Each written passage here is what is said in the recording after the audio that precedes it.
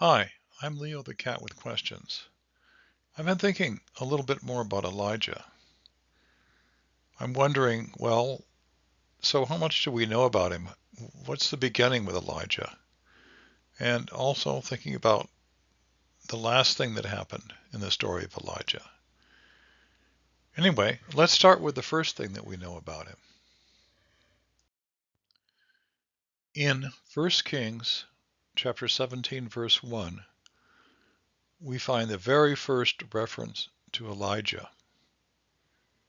It says, "And Elijah the Tishbite of the inhabitants of Gilead said to Ahab, As the Lord God of Israel lives, before whom I stand, there shall not be dew nor rain these years, except at my word." And that's all the information we get about Elijah. He was a Tishbite from Gilead. We don't know anything about his family, his lineage. That's it. It's almost like he comes out of nowhere. Here is the very last thing that's recorded about the life of Elijah in 2 Kings chapter 2, verses 10 to 12.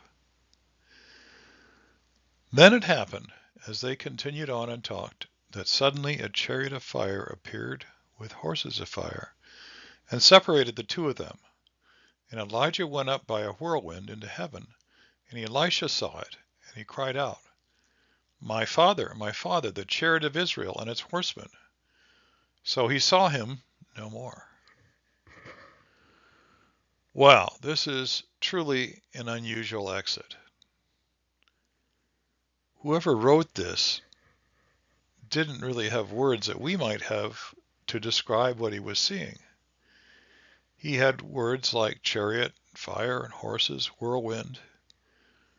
We can think that what he might have actually seen is some kind of a flying machine, maybe something like a small spacecraft or a shuttlecraft, that had some kind of a tractor beam that could bring people or objects up into the craft. So there it is. It looks like a whirlwind perhaps, but it brings Elijah up and it's gone. Here are my questions. Did Elijah get picked up by an aircraft or spacecraft? Considering that we do not know anything about Elijah's family line, could Elijah have been a non-terrestrial? What do you think?